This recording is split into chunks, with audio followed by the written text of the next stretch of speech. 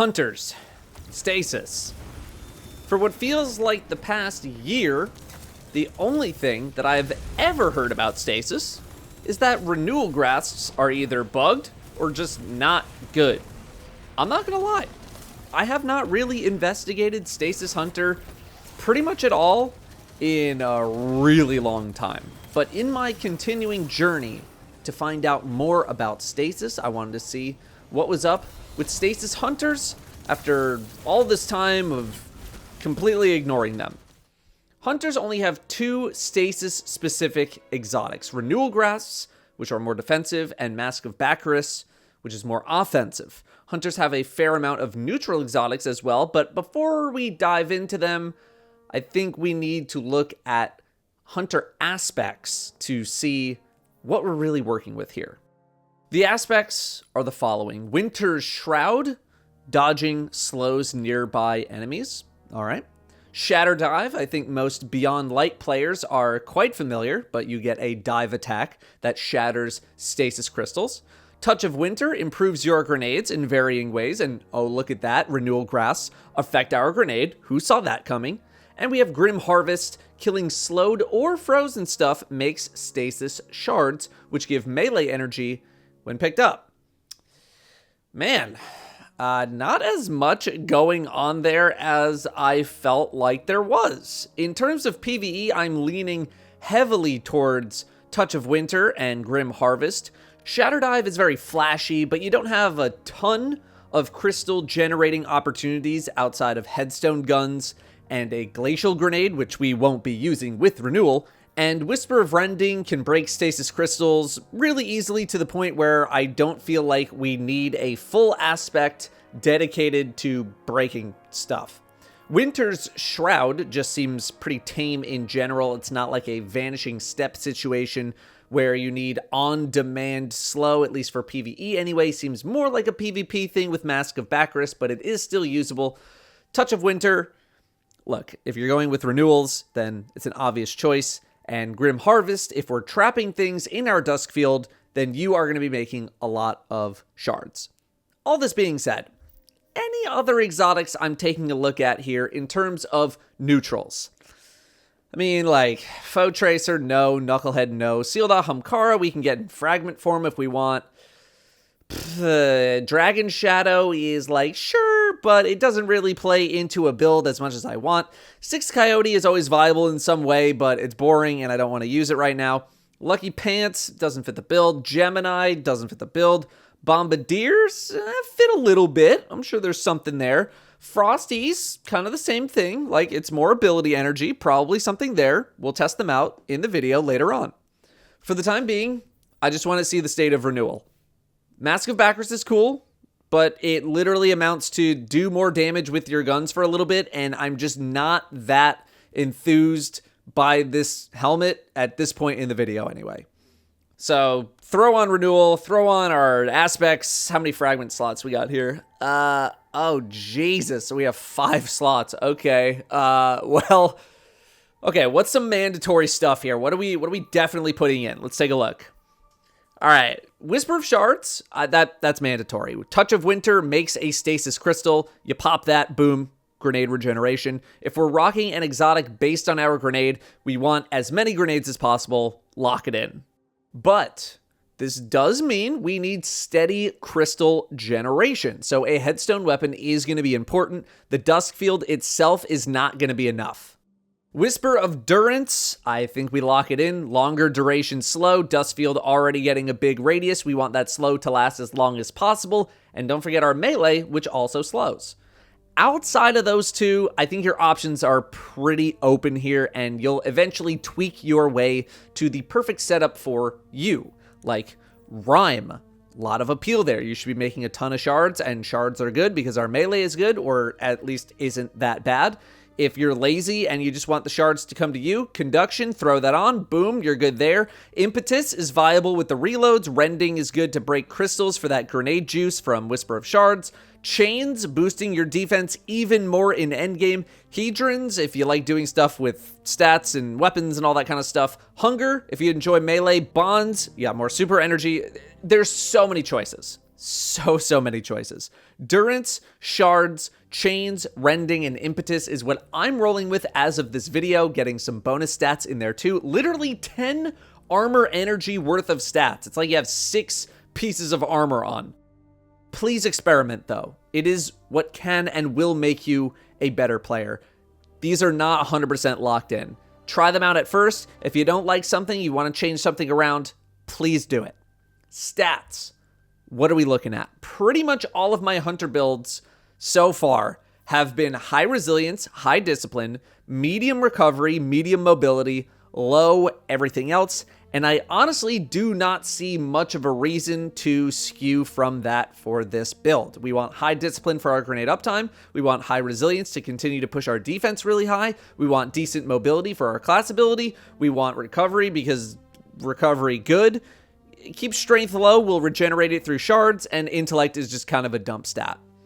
Mod-wise, I'm going to keep this pretty brief here as I wasn't really doing anything special. Kind of waiting for the new Season 21 mod where getting stasis shards have a chance to give you armor charge before really diving into any aggressive armor charge based stuff. Check the screen for everything that I'm using, but I don't think what I'm using is going to be a very big surprise. I had a lot of back and forth with not only this build, but Stasis Hunter in general. I like it. I don't really like it. I like it again. Oh my god, I hate it. Let's start with the obvious. I don't think you need this build with Renewal in anything below Legend or Master content. We have far too many offensive tools, even within Stasis itself, for anyone to be worrying about defense that much, especially something like this where most of the defense is limited to things within the radius of your grenade. If you really want defense, Woven Mail has fewer conditions to proc and is only bested in defense by you and your enemy being within the bounds of your Duskfield grenade with renewals, which has the same duration as Woven Mail, by the way, for what is going to amount to an undistinguishable difference to most people with regards to how much damage resistance you're actually getting. I would much rather run with Frosties, and we'll cover those in a moment. In solo endgame stuff, Master Lost Sector, like this footage here, it's not like this doesn't work. I know some people are going to try to relive the past and break out the lament. I tried it, and anything with barrier champions, I immediately hated because the freeze would mess up my shield breaks. As soon as I gave that dream up and I just went to a simpler loadout, I had a much better time. But for those 10 seconds that you can get on a boss where they're not being frozen by the grenade, yeah, it's really, really good. But it's very rare for me to be able to utilize the dust field where both myself and the enemy sat in the AoE and the enemy did not freeze outside of those boss targets. And when those targets are frozen, they're not exactly shooting you, which means you don't really need that damage resistance in the first place. It's designed to get you into the fray, but I know that I can be just as effective without willingly putting myself in the middle of a patch of enemies. Or if I do want to put myself in the middle of a pack of enemies, I can dive bomb with Strand and just suspend them all while also securing Woven Mail, which I feel is better and more consistent. No waiting on a lone grenade, doing everything in your power to get it back. You just have a ton of utility as a Strand Hunter baseline. No getting caught out because you didn't realize the grenade ended as an overload punches you in the mouth. Here's a quick comparison of 100 Resilience versus 100 Resilience and Duskfield versus 100 Resilience and Woven Mail in a regular Nessus Lost Sector. In a Master Lost Sector, I went from being one-shot by a stomp by the boss to being tickled by it. Again, this effect is not bad. This damage resistance, when you can get both things within the grenade, it's very potent. It's just the means of how you can get it and the times where you can maximize it. The biggest issue that I had with Renewal is that when you don't have your grenade up, you're just there.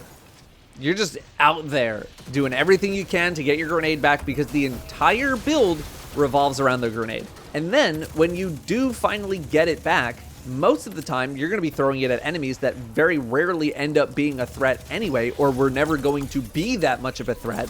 So the defensive value never quite feels like it's being used to its maximum effect outside of those rare enemies that don't immediately freeze. Most of the time, you're using this on junk enemies, which is why I ended up liking Frosties more.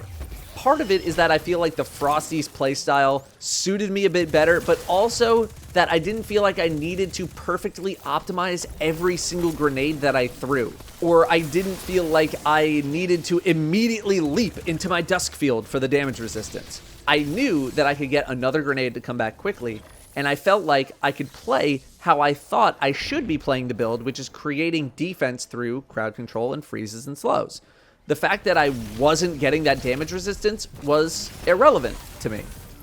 Big thing to know about Frosties is that the sprint effect and Whisper of Shards stacks, which gives you some ridiculous regeneration on your grenade. So you throw the nade, you pop the crystal that it makes, you run around like an idiot for a couple of seconds, or you kill more stuff with a headstone weapon to make more crystals, you shoot those, then maybe you run around like an idiot, and bam, you got another grenade. Now, it's not something that I felt like I needed to constantly do. I would not just solely throw a grenade and then shoot the crystal and then run around to get another one. I could weave it into my gameplay as I needed a grenade. It's not that hard to spawn a crystal, especially if you're using something like Vergla Curve, although I don't know how much I'm recommending Curve in a solo Master Law sector, as it's very, very slow to build up.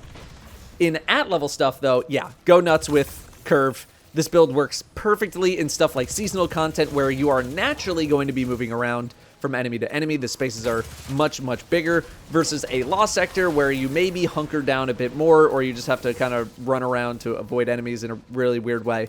You can totally stick with the same fragments if you want here too, but again, I encourage you to tweak things as you see fit.